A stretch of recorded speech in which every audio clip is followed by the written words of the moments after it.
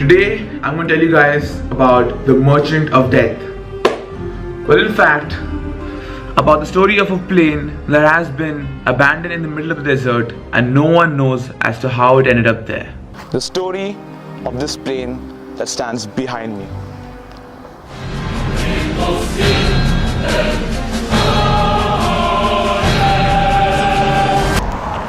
This is Ilyushin IL-76, a Russian cargo plane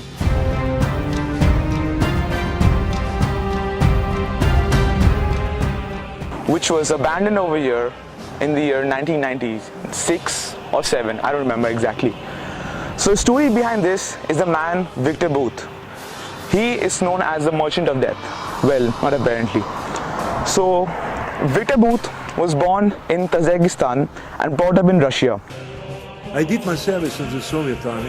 In 1987 I left Soviet Union for the first time. I was 20 years old. He was sent in the Soviet Army and soon he left the Soviet Army as he grew up. When he was in the Soviet Army, Russia was a communist. It was in a communist group. And then when he left the Soviet Army, Russia was under democratic movement. Soon there was a fight, there was a revolt going on around the whole of Russia regarding the democratic movement. There are scenes of extraordinary drama here in Moscow tonight.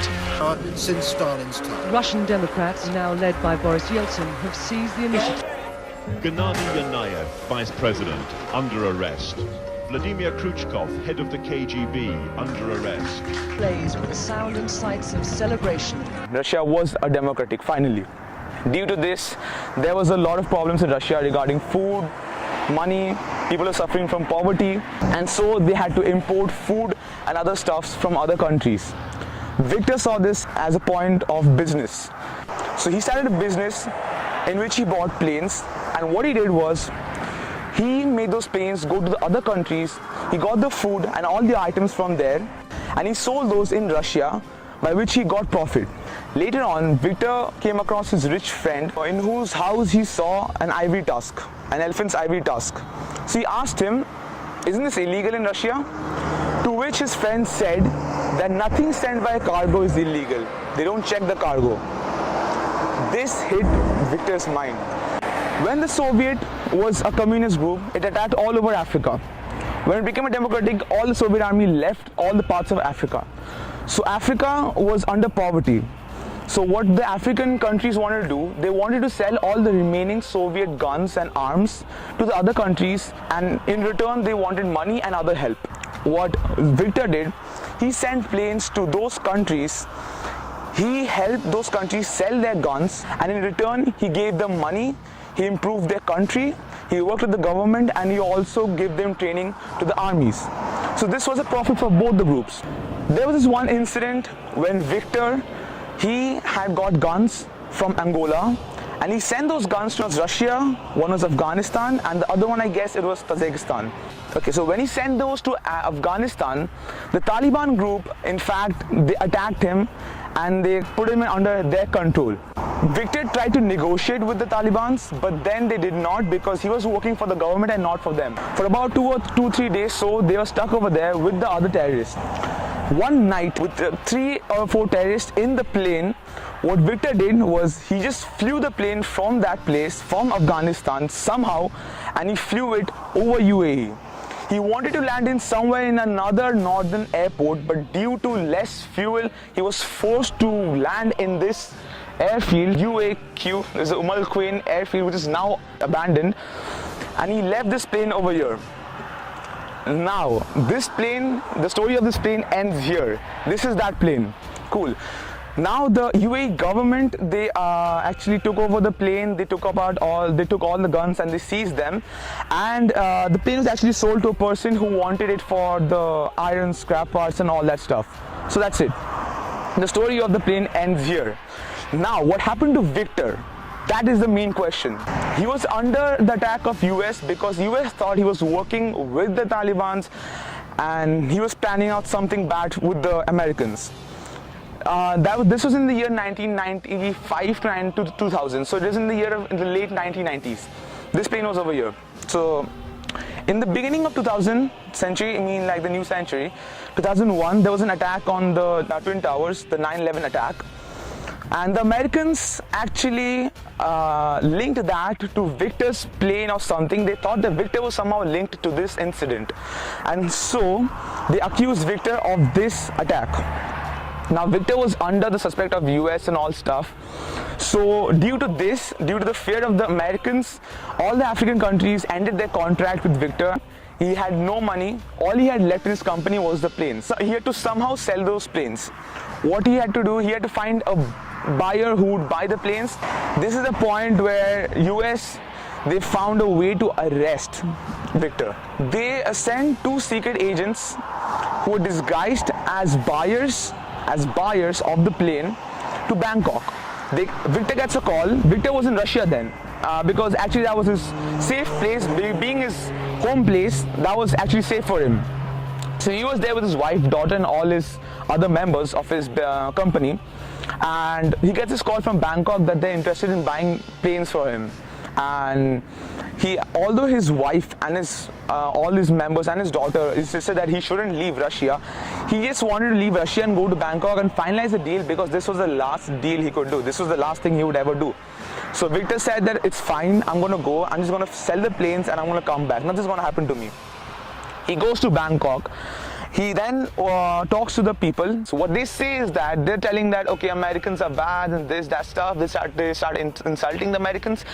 And then they ask him that you gave us AK-47s, you gave us some AKs, you give us some guns, and we work with you. That's it. You just give us the guns and you give us all the stuff and we won't tell anyone. That was the Victor's biggest fault. He just agreed to the matter. What he said was that, okay, I will give you the guns, I will give you the plane, I'll give you everything, just don't mention my name, use some other name. That's when all the inspectors and all the other officials just barged into the room, arrested Victor and his other member over there, and he was sent to Bangkok jail for 15 years. After the arrest, DA come and talk to me, say, agree to extradition, and if I don't go to New York, I would rot in tight jail.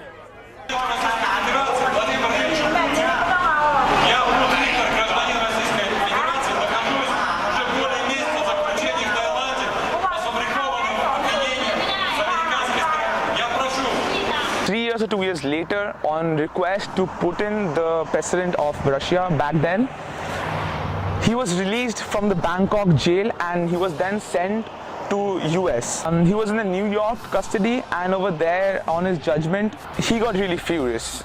He started to say that, why am I accused of this? Why me? I mean, like, there are other people, businessmen, who are doing same kind of business, like cargo business. Why only me? But the US did not listen, and they finally charged him, and in 2012, he was sent for 25 years in jail. So currently Victor is in jail. But this plane is still over here, as you guys can see.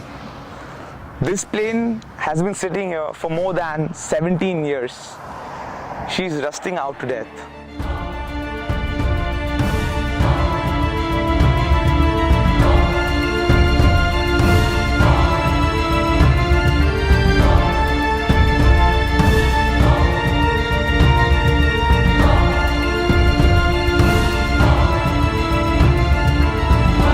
As you can see, the inside of the plane is like rusted and it might just fall on me anytime. It's really dangerous. This plane is like very old.